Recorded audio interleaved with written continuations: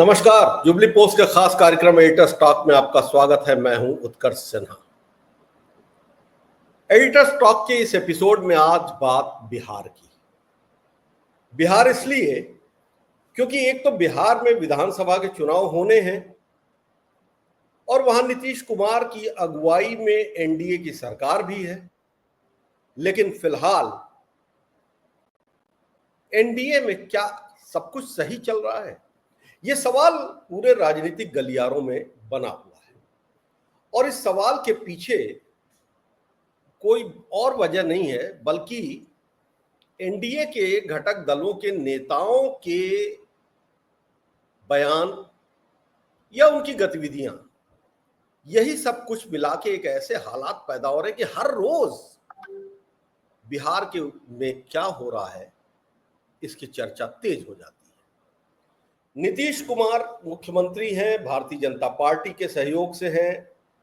Bharatiya Janata party लगातार ये कहती है कि नीतीश कुमार ही हमारे अगले चेहरा हैं मुख्यमंत्री के लिए। लेकिन नीतीश कुमार के मन में एक संशय भी है। वो भरोसा नहीं कर पा रहे हैं कि क्या वाकई बीजेपी उनको बड़ा भाई मानती है या फिर अंदर खाने कुछ ऐसा चल रहा है, कुछ ऐसा पक रहा है कि नीतीश चुनाव आते आते या तो निष्प्रभावी हो जाएं या इस हालात में हो जाएं कि उनकी पार्टी ये क्लेम ही ना कर पाए कि वो बिहार की राजनीति में बड़े भाई हैं। और इस बीच में दूसरे प्रमुख घटक चिराग पासवान के नेतृत्व वाली पार्टी, उसने एक ऐसी घोषणा कर दी है जो बिहार में फिर हलचल मचा रही है। चिराग पासवान ने कहा कि वो 243 सीटों पर अकेले लड़ेंगे। अब शुरू में तो ऐसा लगा कि वो सीटों की संख्या बढ़ाने के लिए एक दावेदारी करने की जो दबाव की राजनीति होती है वो कर रहे हैं। कुछ लोगों ने यह भी कहा कि चिराग पासवान अब एनडीए से अलग होकर तेजस्वी यादव के साथ आना चाहते हैं।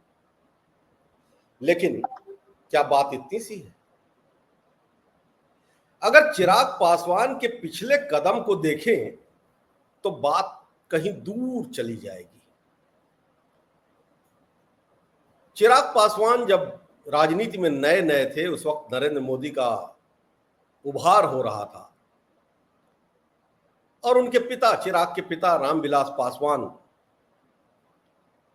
तब के यूपीए सरकार के घटक थे और उनकी मंशा भी थी कि वो कांग्रेस का साथ ना छोड़े। लेकिन चिराग पासवान ने दबाव बनाया और उन्होंने खुद को मोदी का हनुमान घोषित कर दिया। और उसके बाद से चिराग पासवान लगातार एनडीए के साथ बने हुए हैं, नरेंद्र मोदी के साथ बने हैं। यहां तक कि वक्फ बिल पर भी चिराग पासवान का स्टैंड मोदी के स्टैंड से अलग नहीं था। तो चिराग पासवान अगर नरेंद्र मोदी को के हनुमान हैं, अगर चिराग पासवान नरेंद्र मोदी के हर कदम पर साथी हैं, तो आखिर बिहार का चुनाव वो अकेले क्यों लड़ना चाहते हैं?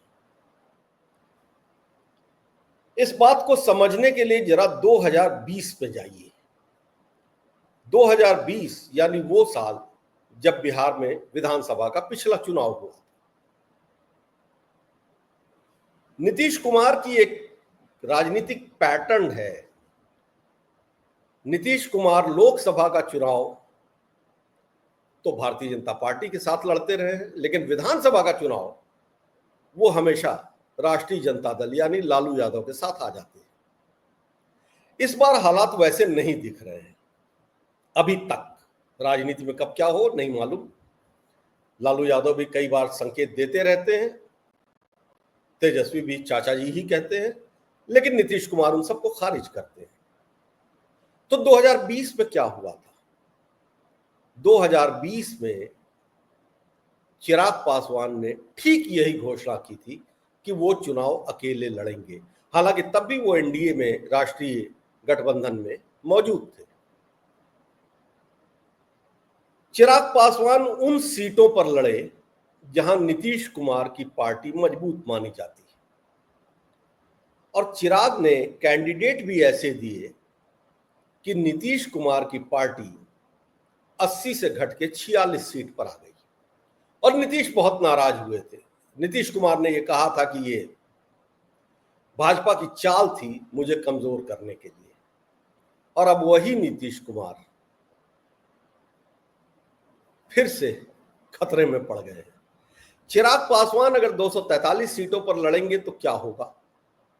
चिराग भारतीय जनता पार्टी सहित कांग्रेस, राष्ट्रीय जनता दल यूनाइटेड, सबके अलावा इकलौती पार्टी होंगे बिहार में जो सभी सीटों पर चुनाव लड़ेगी, यानी बिना गठबंधन के। राष्ट्रीय जनता दल भी कांग्रेस के साथ गठबंधन में है, दूसरे कुछ छोटे दल उसके साथ है। एनडीए के भीतर तो जीतन राम मांझी भी हैं, उपेंद्र कुशवाहा भी हैं। तो चिराग पासवान को इतना हौसला दे कौन रहा है? और चिराग पासवान अगर 243 सीटों पर लड़ेंगे तो उसका नुकसान भाजपा को होगा या नीतीश कुमार को होगा या राष्ट्रीय जनता दल को होगा? जाहिर सी बात है कि सबसे बड़ा नुकसान नीतीश कुमार को होगा।